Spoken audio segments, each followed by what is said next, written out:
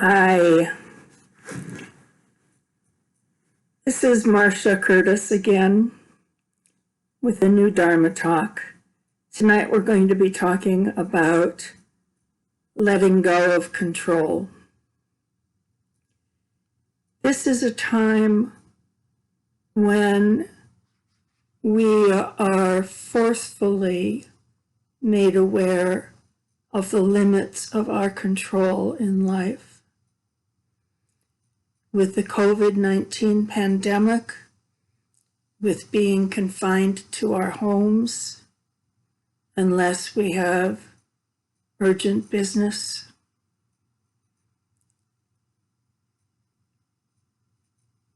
with the growing number of people in this country known to have COVID-19, the large number of people who probably have COVID-19 but can't get testing, and the number of deaths so far in this country from COVID-19 and also around the world. Today I learned of an acquaintance who's died from COVID-19.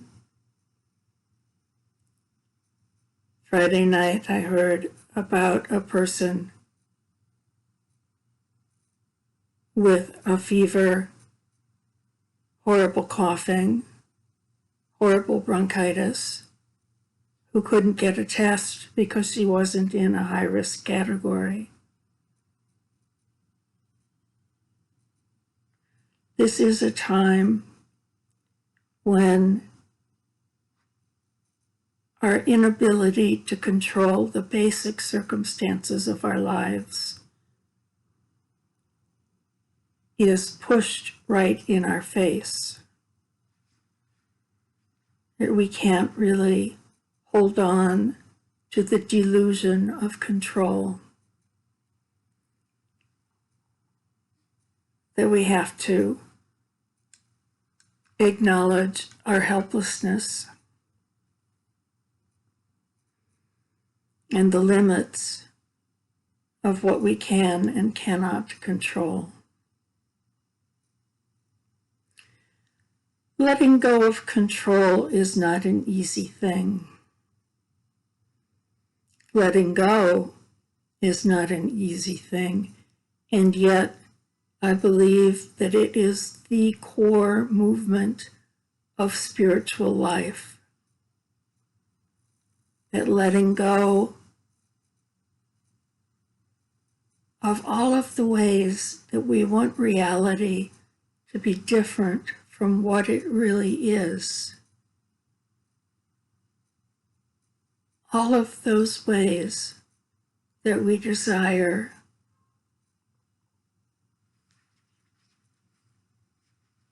control over what is and what isn't. All of those ways contribute to our suffering. The Buddha said that the cause of suffering is craving, often translated as attachment, sometimes translated as desire.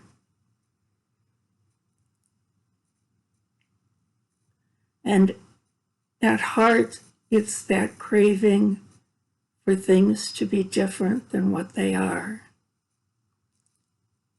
that is the cause of suffering.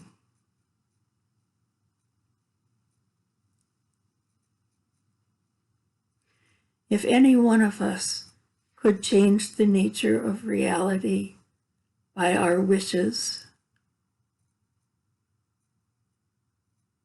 there would be no pandemic today.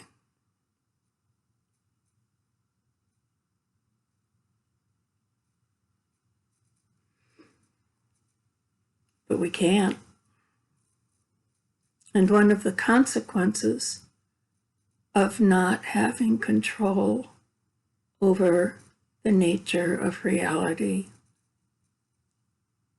is that we suffer fear and anxiety. sometimes anger, sometimes grief.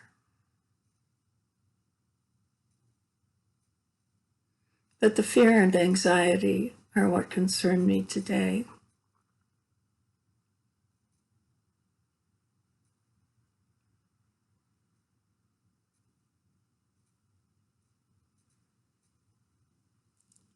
As we look around our country at the drastic measures that are being taken simply to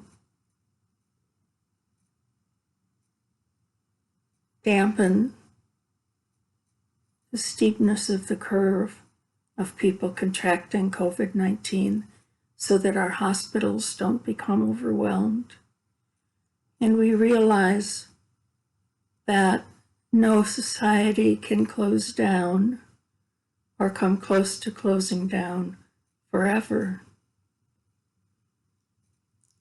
We know that at some point we'll need to be out and about, all of us, taking our risks about contracting the virus.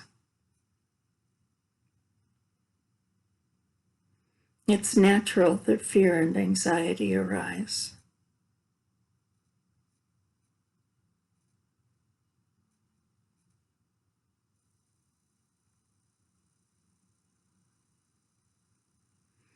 This calls to mind my first teacher, Shinzen Young, and his "That's Great" stories, or the stories about him. Like when I told him that I had to give myself an allergy shot every day and I pass out over shots. His response was, "That's great! If you can stay present while you're losing consciousness, you will feel chunks of ego falling away." There are actually a number of other "That's Great" stories. When I told him I'm terrified of spiders, his answer was, "Do you mean that all you have to do is imagine a spider and you get terrified?" And I said, "Yes." And he said, "That's great." He said that for him to practice being terrified, he has to get in the car and drive to a carnival, a rickety carnival, and get on the roller coaster, knowing it could fall apart. And that's a practice that he would undertake, just so that he could work with terror. Oh, I'm tempted to say, in the face of COVID-19 and the fear and anxiety that it gives rise to, in some ways that's great. Not in all ways. I don't want to diminish the suffering. But this is an opportunity to come to terms with fear and anxiety and learn to let go of the desire to change things, to make them be the way we want them when we don't have the power to do so.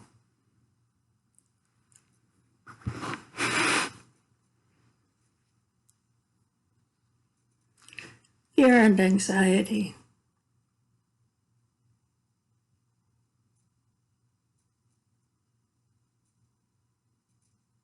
It's easy to be carried away by both. Technically, the difference between fear and anxiety is that with fear, you know what you're afraid of. With anxiety, you're afraid but don't know why.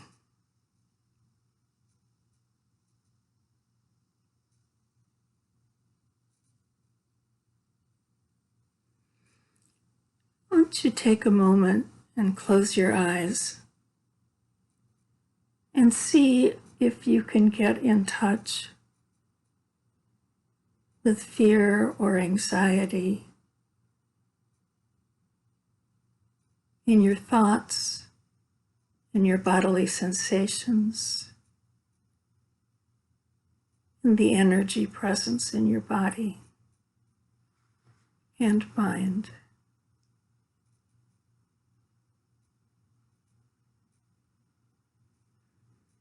Sometimes it helps me to say to myself, opening to fear, opening to anxiety.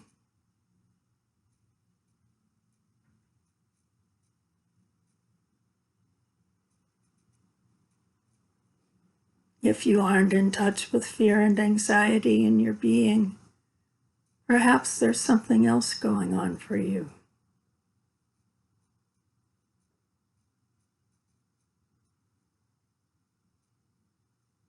Anger or numbness or grief. Just getting in touch with whatever is real in your experience of this moment.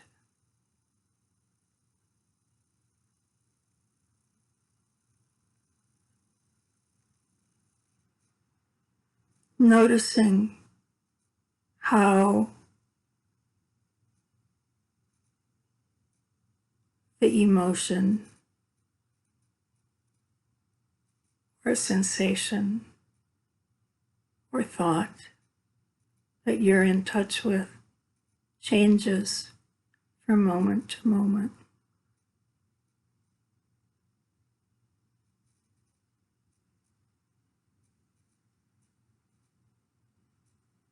And now noticing your relationship to what's present in this moment.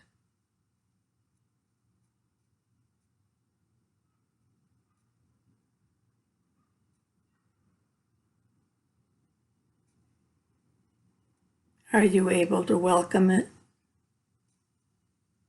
even embrace it? Or do you desperately want it to change?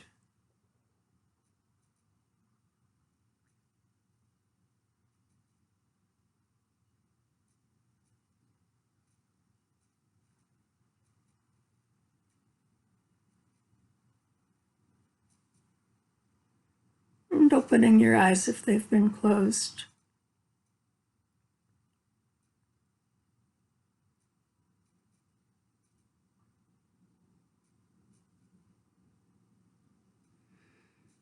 That basic getting in touch with what you're experiencing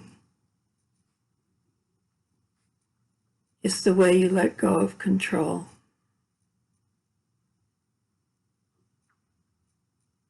Simply observing experience as it arises. Experience is pretty much made up of bodily sensations, including sight and sound.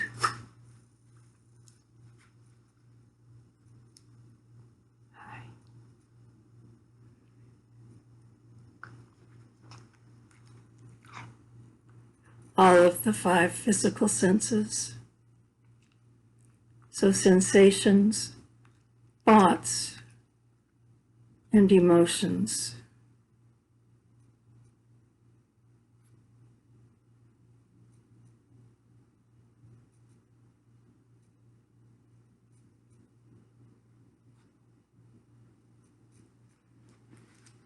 All 3 of those things are happening in any given moment. Focusing your awareness on whichever one catches your attention.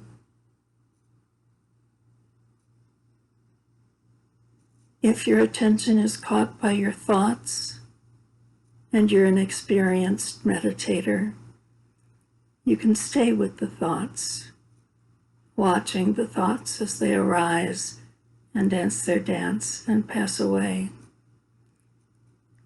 But if you're not an experienced meditator, if you've only been meditating for a few years, you might want to work with the sensations in the body. Every emotion is accompanied by bodily sensations.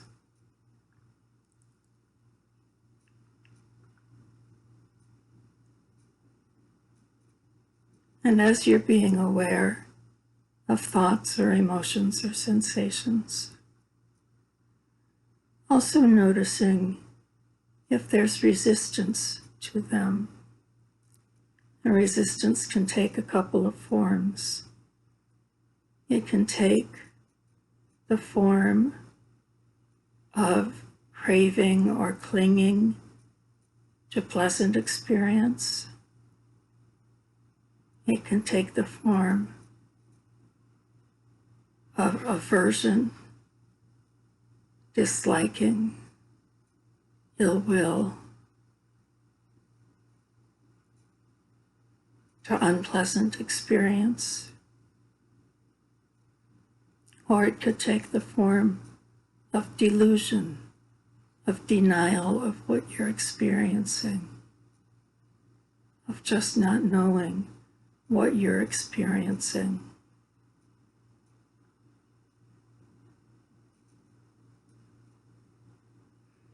It's as important to observe your reactions to what you're experiencing as it is to observe the experience itself.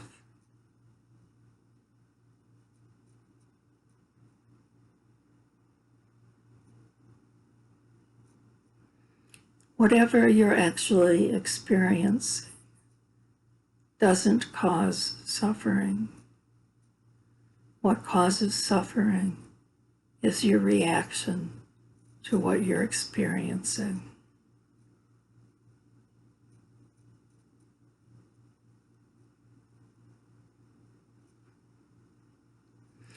Letting go of control, of the desire that whatever you're experiencing now should change.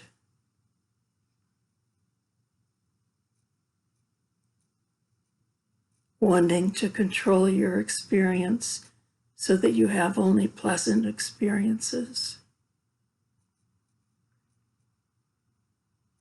Letting go of that control isn't something you can do consciously. You can't say to yourself, okay, I'm letting go of control now, and have it actually happen, unless you've done a whole lot of practice around the letting go. Letting go happens when causes and conditions come together.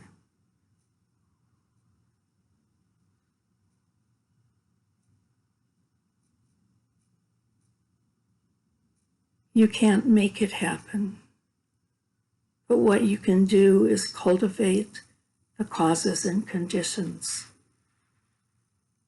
like cultivating a garden where you can plant seeds, you can water them, you can break up clods of earth to make it welcoming to them.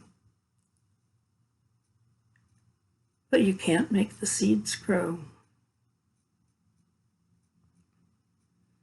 They grow in accord with their own nature when the conditions are right. While cultivating the conditions for letting go of control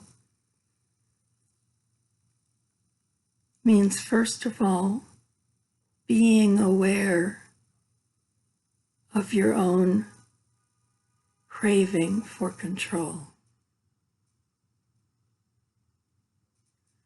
Being aware in every moment when you wish reality was different.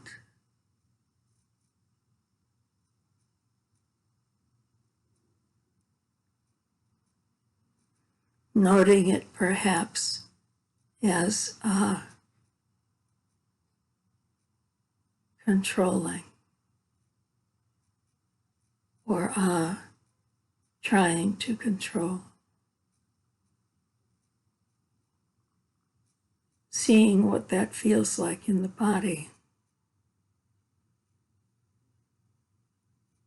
Opening to it. Welcoming it.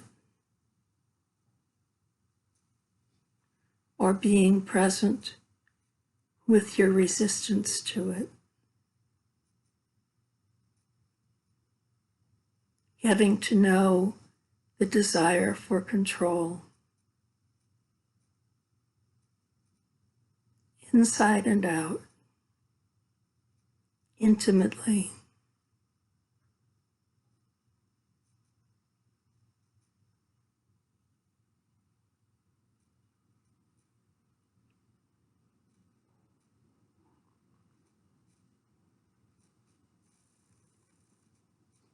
And the second step is inclining your heart toward letting go of control. Forming the intention to let go of the desire for control over and over again, forming that intention. Not trying to force it.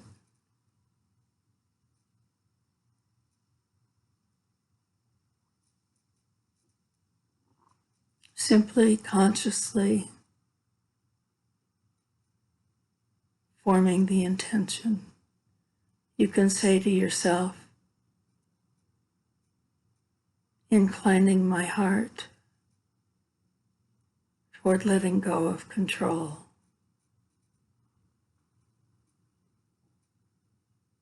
Time after time when the desire for control arises. Perhaps the third step is inclining your heart toward loving kindness for the desire to control.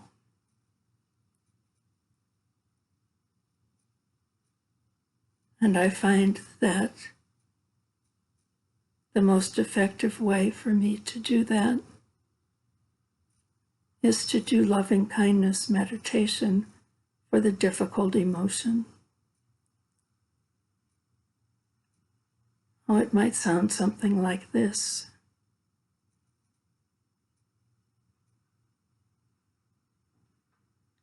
May I be filled with loving kindness for the desire to control. May I be filled with loving kindness for the desire to control. May I be filled with loving kindness for the desire to control. Over and over and over again. Being aware of what arises in response. Being aware of whether inclining your heart toward being filled with loving kindness for the desire to control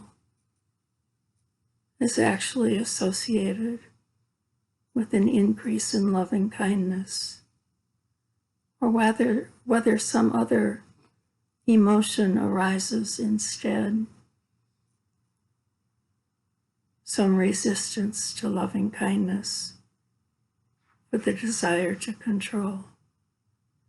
And then take a moment to open to whatever that other emotion is, whatever makes up the resistance, welcoming it, getting to know what it feels like in your body. And then returning to the practice of loving kindness meditation. May I be filled with loving kindness for this desire to control.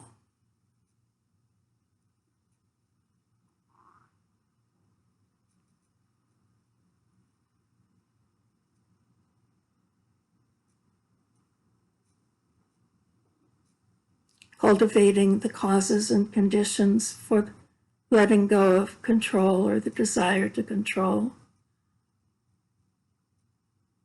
is a gradual process for the most part.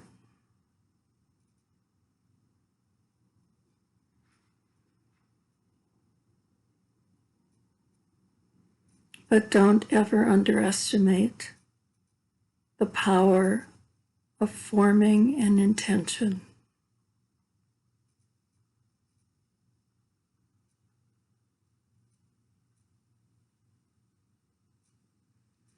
Intention is what gradually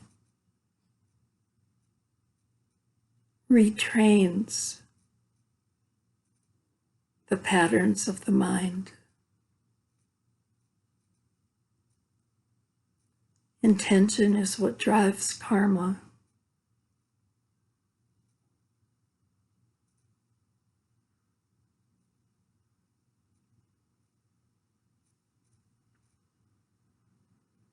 Forming conscious intentions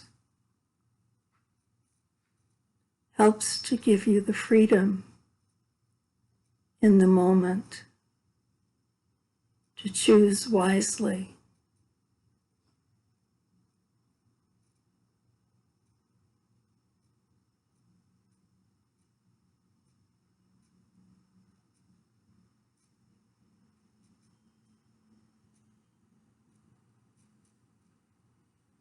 And one of those wise choices is letting go of anything that's not wholesome, kusala in Pali.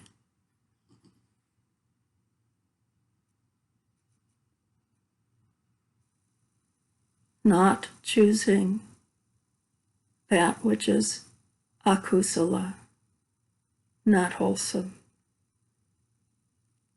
Wholesome always means leading to happiness. Unwholesome always means leading to suffering. And the happiness that the word kusala points to is not momentary, fleeting, sensory happiness. It's the lasting happiness of equanimity, of joy,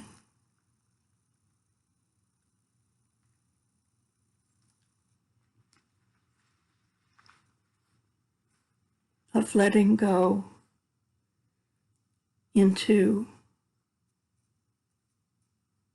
enlightenment.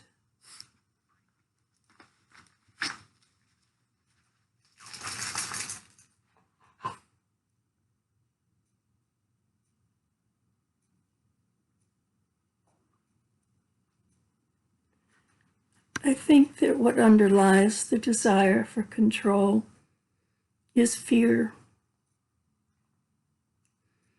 Fear that if we don't have control,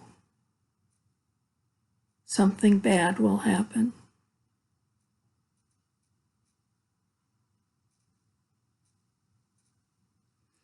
The truth is that whether we have control or not, something bad might happen. That's a given in life. The 8 worldly winds. See if I can do them. I often mess them up. The gain and loss, pleasure and pain, fame and disrepute, praise and blame. So the 4 pairs of the worldly winds that make up the 8 worldly winds, they blow randomly through our lives, just as the wind does.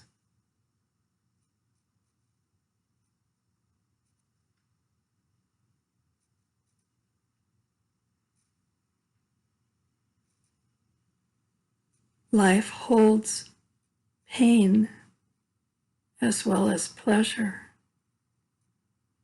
loss as well as gain,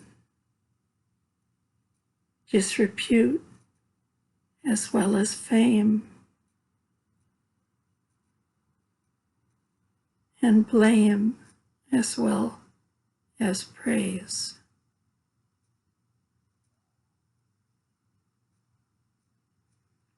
When things are going really badly for me, I think of the 8 worldly winds, and I think of how they blew through the life of the Buddha, even after his enlightenment. What changes with enlightenment is not what happens in your life.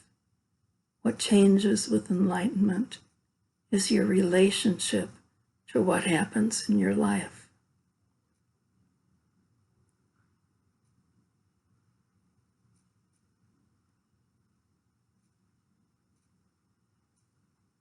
The Buddha knew the loss of his 2 best friends and disciples. He said after they died that it was like the sun and the moon had been taken from his sky.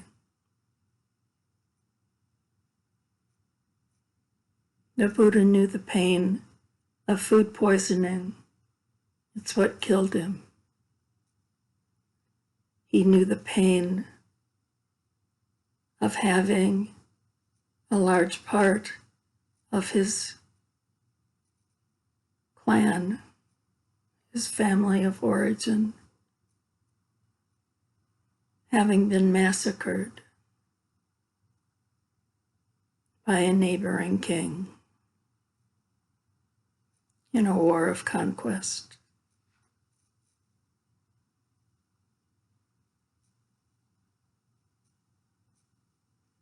The 8 worldly winds blow through our lives, whether we're enlightened or whether we're not enlightened. That's just the way life is, that there are ups and there are downs.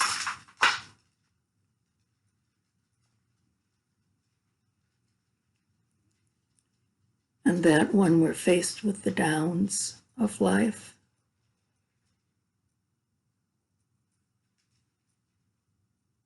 if we're lucky, we've cultivated the conditions for equanimity so that we're not thrown off balance.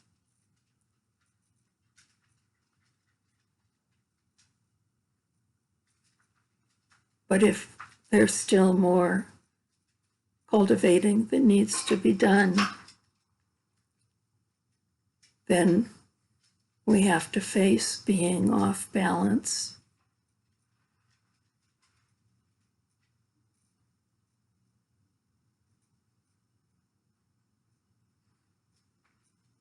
And respond to it with a heart as open as it possibly can be.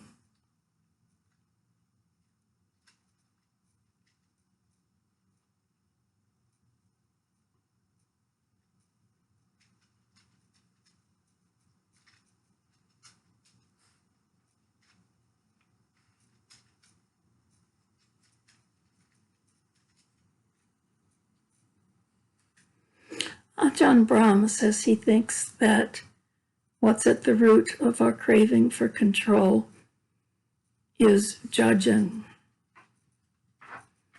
because we judge some experience to be preferable to other experience. We have a desire for control.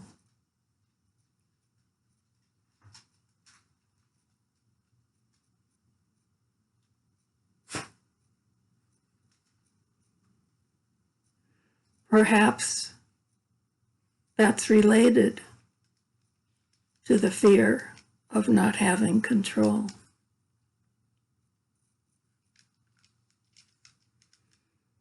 Perhaps we have to judge some particular experience as unacceptable.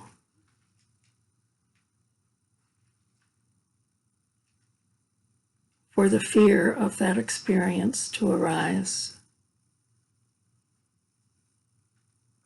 and give rise to the craving for control.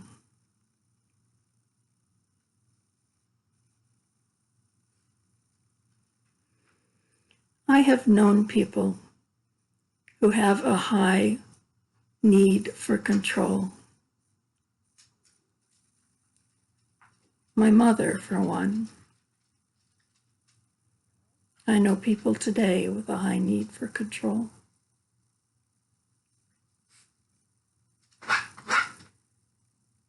And I'm always saddened for them because that desperate need for control affects everyone around them, and not in pleasant ways.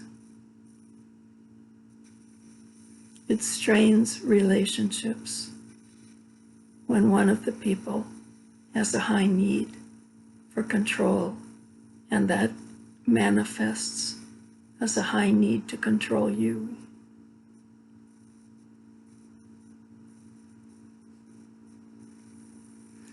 I feel sadness for people with that high need for control because I think they're suffering.